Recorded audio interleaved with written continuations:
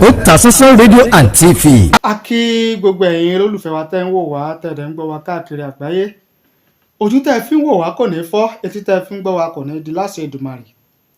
Eléyìí tí a tún mú wá gẹ́gẹ́ bí ìṣe wa lórí ìkànnì yìí, gẹ́gẹ́ bẹ́ẹ̀ sì mọ̀ wípé ohun tó ní ṣe pẹ̀lú àṣà, ìtàn, èdè, ìṣe ilẹ̀ Yorùbá, òun náà ni a máa mú wá lórí ìkànnì yìí.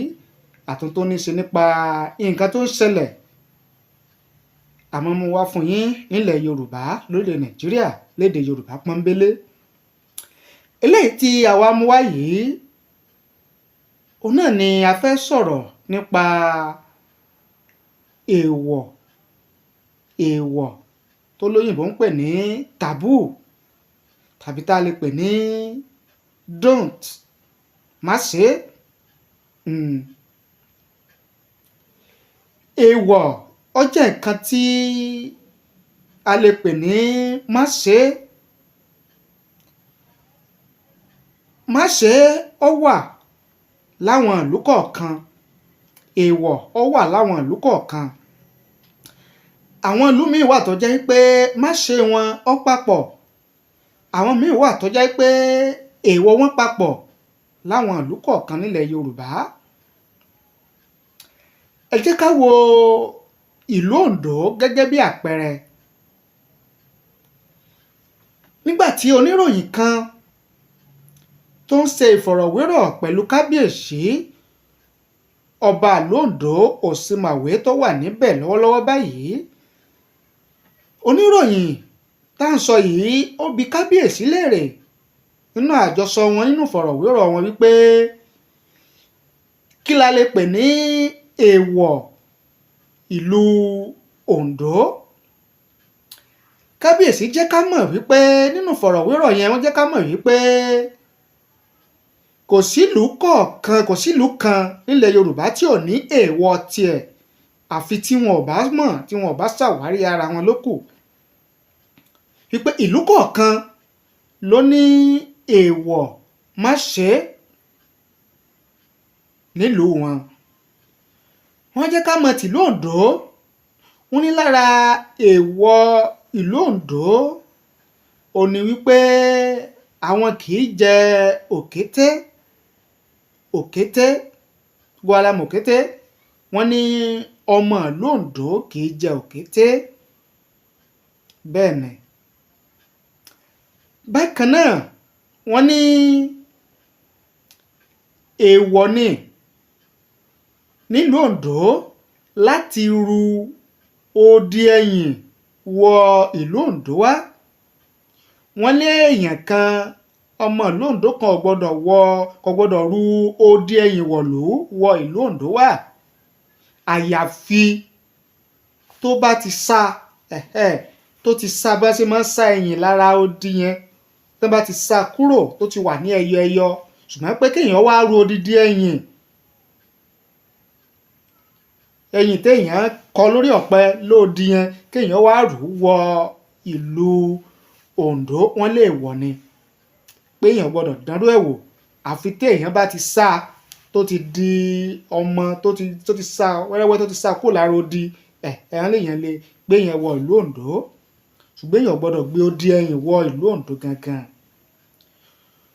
Ẹlẹ́ẹ̀kẹta tí wọ́n sọ fún wa nínú ìfọ̀rọ̀wérọ̀ yẹn ni wípé wọ́n ní ọmọ ìlú Ondo kò gbọ́dọ̀ jẹ iṣu lọ́dún kan, àyàfi tí kábíyèsí bá ṣe ètùtù tó yẹ tọ́tọ́ tí wọ́n máa ń ṣe nílùú Ondo lọ́dún kọ̀ọ̀kan ló tó di pé iṣu yóò di jíjẹ fún nílùú Ondo.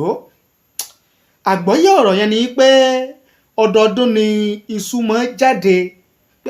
Ẹnìkan ọmọ ìlú Ondo kò gbọ́dọ̀ jẹ iṣu àyàfi tí kábíyèsí Òsímàwé tìlú Ondo tí wọ́n bá ṣe ètùtù tọ́tọ́ tó yẹ lọ́dún tí iṣu bá ti jáde, ni iṣu tó máa ń di jíjẹ fún gbogbo ọmọ ìlú Ondo. Ẹ jẹ́ ká mọ̀ bẹ́ẹ̀. Wọ́n lọ́pọ̀, ṣùgbọ́n mẹ́ta táwọn lè sọ nìyẹn. nínú ìfọ̀rọ̀wérọ̀ yẹn. Ẹ jẹ́ ká wá lọ sí ìlú Ìkòyí. Nílùú Ìkòyí ọmọ ìlú Ìkòyí kì í jẹ òkété. Bẹ́ẹ̀ ni wọ́n kì í jẹ òkété. A nígbàgbọ́ pé ọmọ ìlú Ìkòyí tó bá jẹ òkété ìran bàbá rẹ̀ ló jẹ. Torí pé nínú ìtàn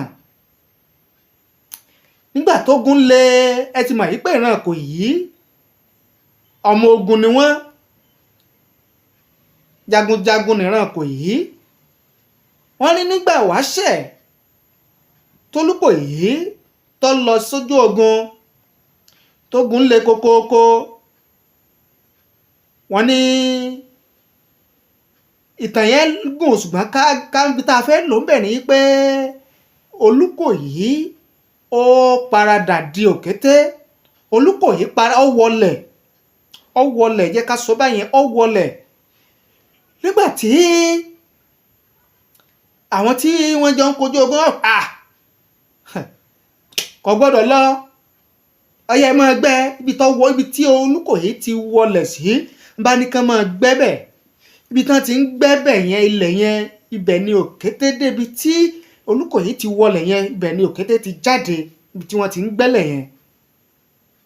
Àwọn ọmọ Ìkòyí wá gbàgbọ́ wípé a jẹ́ pé bàbá àwọn òun ló yíra padà tó di òkété yẹn tó jáde padà.